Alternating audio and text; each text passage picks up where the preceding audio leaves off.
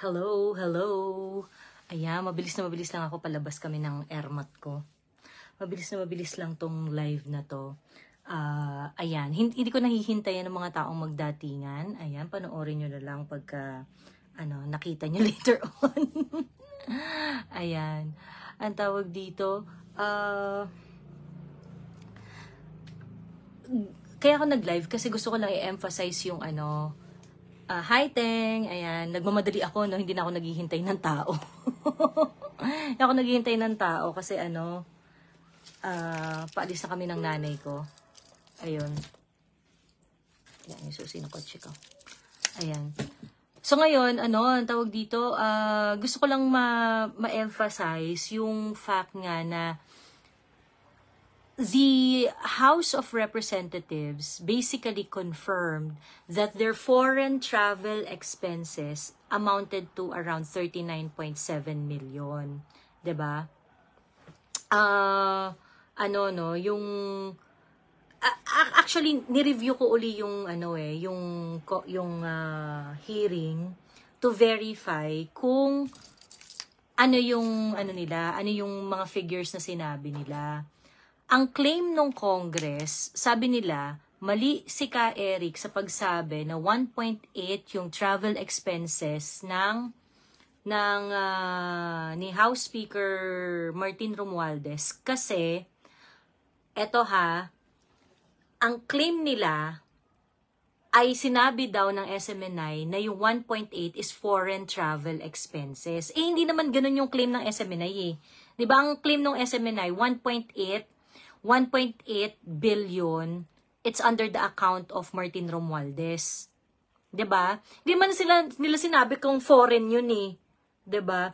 Pero yung sa Congress, yung figure na binigay nila kahapon, yung 39,605 million 123 pesos and 61 centavos. That figure is actually foreign travel expenses. Foreign travel expenses siya. Now, why do I want to point this out? Kasi obvious na nanggagago tong HOR, itong House of Representatives. Ina nyo pala, ang tinatanong sa inyo, travel expenses nyo. Yung travel expenses nyo is 2.066 billion pesos. Pagkatapos, bibigyan nyo kami ng figure na foreign travel lang. Tapos, that is only from January to October.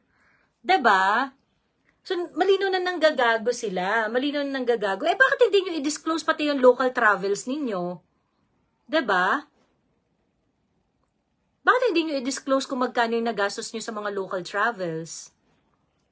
Sabi, for House Speaker daw and staff, the amount was 4,347,712 pesos and 58 centavos. Ngayon, for the rest of the House of Representatives, for the rest of the members and their staff, it's 35,257,411 pesos and 1 cent. 'Di ba? These are just foreign travels. Okay? Pagkatapos, ang ginawa ninyo, minislead nyo yung mga tao na, sinabi nila 1.8 billion yung travel expenses ni House Speaker. Yung buong Congress nga, 39 million lang. Bakla yung 39 million na sinabi ninyo is just 39 million for foreign travels. You did not talk about all your travel expenses. Why? Okay? Bakit? Bakit ayaw niyong maging malinaw? Ikaw, Representative David J.J. Suarez. Grabe yung grabe yung audacity ninyo at saka si Representative Johnny T. Pimentel. Grabe yung audacity niyo to say that we can get information from your offices. Just confirm information from your offices and that you're willing to provide numbers, ganyan-ganyan. Pagkatapos, di ba, ginaganon-ganon nyo sila yung yung mga anchors ng SMNA kahapon, di ba? Na, I really cannot understand na parang, mag-full-blown legislative inquiry kayo dahil lang di nyo matanggap na sinabi na 1.8 million travel expenses ni Martin Romualdez? Diba? Ganito po kasi yan. Yung nasa GAA nyo is 2 billion 66.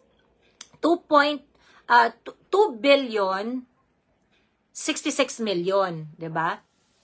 2 billion 66 million yung inyong yun yung travel expenses nyo. What does that mean? Ibig sabihin, you authorize yourselves to spend up to that much. Okay? So ngayon, ang mahawak ng pera sa inyo, si Martin Romualdez, di ba siya yung nagtitimon dyan ng budget ninyo kung kanino mapupunta yung pera If anyone is going to ask a question, kung magkano yung pera, we have all the right to ask questions on the travel expenses up to that amount. Okay? Sobrang sensitive ninyo na wala kayo sa lugar. Ina ninyo, nakakadiri kayo. Kakapal lang mukha ninyo. And sa totoo lang, hindi naman tatablan to sila, sila Johnny T. Pimentel at saka sila David Suarez Hindi naman kayo tatablan kahit mura-murahin ko kayo mula ulo hanggang pa. Anong paki nyo sa akin? Mananalo pa rin kayo sa distrito nyo Pero nevertheless, fuck you all. Yung 2 billion ate is local travel lang. No. The 2 billion 66 million is their budget. That is their allotment. That is their, sa kanilang budget for fiscal year 2023, they are authorized to spend 2 billion 66 million for travels. Okay? You know, may interesting na mga issue rin na nire-raise dito Kasi for 2022, ang travel expenses nila is only 498 million. And then why was it raised to, four times as much in 2023? Revenge travel to? House of Representatives? 'Di ba? So, ganon, natawag dito, I just don't understand. I just don't understand why you deliberately mislead people during your hearing. 'Di ba? Pagkatapos, in the guise of papaalalahanan namin sa pagpapakalat ng fake news, kineme. It's just so weird because a member of your committee, yung yung isa sa mga nag-participate dyan sa inyong committee, hearing kahapon, which is si Attorney J.J. Suarez, actually presented before the media a clearance coming from Ombudsman saying na niyayabang-yabang niya na wala siyang kaso sa Ombudsman noong 2022. Noong 2022, wala daw siyang kaso sa Ombudsman anytime before December 10, 2021. And that was, the press conference happened first quarter of 2022. Diba? At pagkatapos, ang dami mo palang kaso. Diba? Meron kang 56 million worth na kaso sa Ombudsman. On top of that, meron ka pang 76 million na kaso. Yung 56 million na kaso mo, wala kang mga liquidation. May mga ghost employee ka. Mga cash advances na hindi mo binigay ang listahan ng mga recipients. Diba? At pagkatapos, yung 76 million mo ay assistance, supposedly agricultural assistance, na hindi mo rin binigay yung list of beneficiaries mo. 'Di ba? Yung kaso ba niya pending or dismissed? There is no report na I mean, he can answer kung na-dismiss na yun or not. 'Di ba? But when he claimed na wala siyang kaso, na pending na kaso noong 2022 first quarter, all his cases were mentioned. And those cases were actually pending during that time. So, what happened between 2022 and now? Mga na-dismiss na ba yung kaso na yon? Na it's up to it's up to him to answer kung na-dismiss na yun o hindi. But the fact that you misrepresented yourself first quarter of 2022 saying that you don't have any case. 'Di ba? So yun, live po ba? Live Aaron. Pero mabilisan lang tayo ha, kasi paalis kami ng aking mudra. Ayan. Yun nasa kanila lahat ng budget, tapos underspending pa. Tapos yung mga nurse at teacher nagtitiis sa mababang sahod. Samantalang may pera naman pala. I feel you, Teacher Joseph. Ayun. So yun. I mean, huwag tayong magkalimutan dito ha. Huwag tayong magkalimutan dito. Una, ginaslight nyo kami kasi nagsinungaling kayo ng bonggang-bongga kasi yung 39 million na sinasabi ninyo na travel expenses ninyo ay foreign travels lang. Hindi po yan yung gusto naming malaman. Ang gusto po naming malaman ay travel expenses ninyo. Local and international travels. Okay? So magkano yon? Okay? So ngayon, also, we are aware that you have 2,066,000,000 travel expenses. What we want to know is how you spent that. Okay? Yun ang gusto naming malaman. Yun ang sagutin ninyo. Paano nyo ginastos ang 2,066,000,000 travel expenses from January up to this day? 'Di ba? Itong 39 million na sinasabi nila is foreign travel expenses nila from January to October. Ayan. Kaya nga ma'am, akala siguro ng mga congressman na yan, malilin lang nila taong bayan. Correct! Kawawa mga teachers at nurses, sundalo, tindi ng kurakot nila. Totoo! Diba? I mean, ano ba to? Now, people are speculating, iniipit nyo ba yung pork barrel nyo dyan sa travel expenses? Kasi hindi naman namin alam kung paano nyo yung ginagastos exactly eh. Diba? Diyan ba nakatago yung mga ano ninyo? Yung pork barrel ninyo? Para yung mga kampe mabibigyan, yung mga hindi kakampe hindi mabibigyan? Diba? Yeah, I think I think we should really talk about the committee hearings whenever there's one, and we should really watch them, no? Kasi magpapaalala lang pala kayo sa fake news, nag full-blown hearing pa kayo, mga putang ina ninyo. Ang gastos ha? Tapos gusto nyo lang pala paalalahanan yung SMNI na, huy, hindi totoo yung information ninyo. Eh kung nilabas nyo yung libro ninyo, hoy, SMNI, eto yung aming book of accounts. O, mali yung sinasabi niya ni Ka Eric. Diba? Talaga, magpapaalala lang pala kayo pagkatapos full-blown legislative franchise review pa ang gusto nyong gawin. Diba?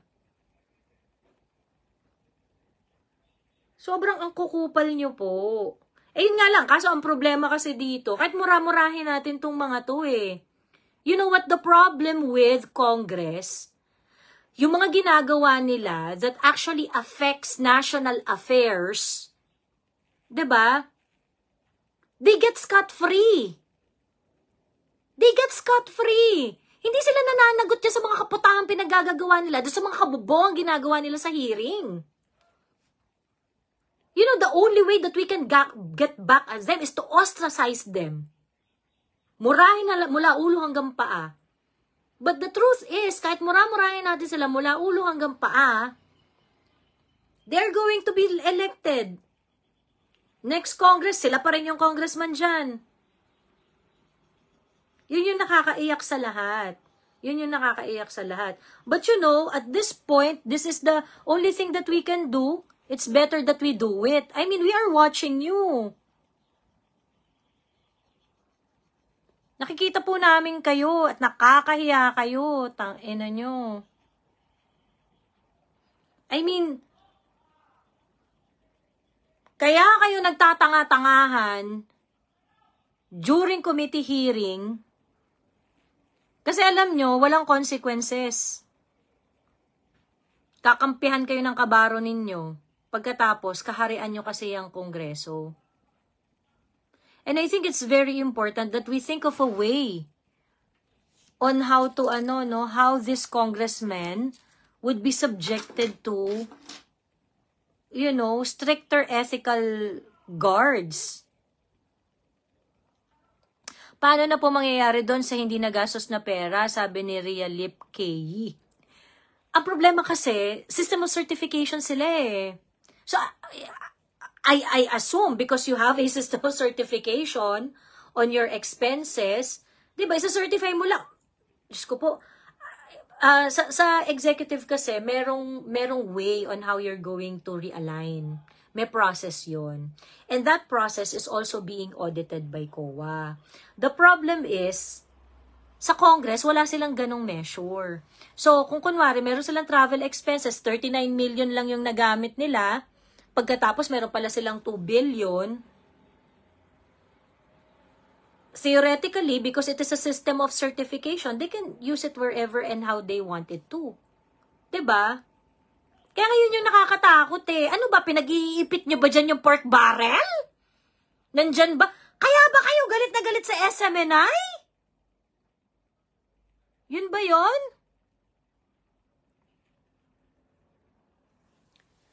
Sabi ni Ate Sas, yung di nagastos, kasi yun yung process sa yun yung process sa executive. Kapag kunwari, meron kang budget, hindi mo nagastos yung budget mo, it will be declared savings. Pag na-declare siya na savings, dun mo pa lang siya po pwedeng i-realign sa ibang gastusin. Ganun.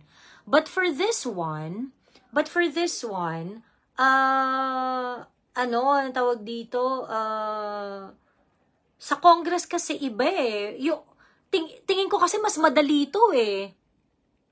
2.066, 2,066,000,000, Andy. Ayun. Yung kanilang travel expenses. So, magsisagot kayo. Huwag nyo kaming ginagago. 'Di ba? Bingihin natin tong mga to. Dapat, 'di ba?